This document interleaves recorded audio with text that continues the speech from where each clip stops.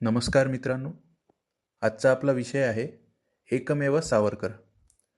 आपण स्वातंत्र्यवीर सावरकरांचे जीवन अभ्यासले तर आपल्याला लक्षात येईल की अशा अनेक गोष्टी आहेत की ज्या फक्त सावरकरांनीच केल्या किंवा त्या गोष्टींची किंवा उपक्रमांची सुरुवात फक्त सावरकरांनी केली.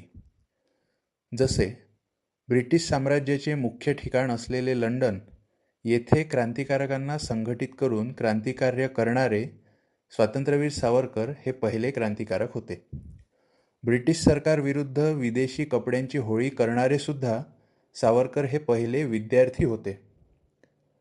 ब्रिटिशांशी एकनिष्ठतेची शपथ न घेता बॅरिस्टरच्या पदवीचा त्याग करणारे सावरकर पहिले भारतीय विद्यार्थी होते.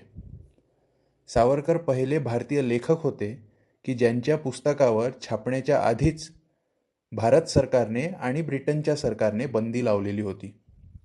सावरकर विश्वातले पहिले राजकीय कैदी होते ज्यांचा खटला हेगमधील आंतरराष्ट्रीय न्यायालयात पोचला होता.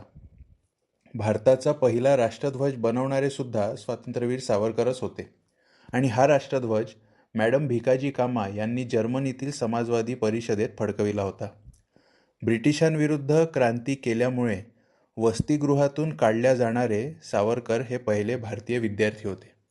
एवढंच नव्हे तर भारतामध्ये स्पेशली महाराष्ट्रात मंदिर प्रवेश चळवळी तर अनेक झाल्या, परंतु पूर्वास्पृश्यांसाठी किंवा अस्पृश्यांसाठी स्वतंत्र मंदिर बांधून घेणारे सावरकर हे पहिले भारतीय समाजसुधारक होते.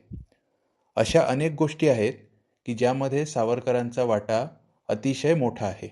भारताच्या इतिहासात सावरकरांचं स्थान अतिशय मोठं आहे आणि महत्त्वपूर्ण आहे.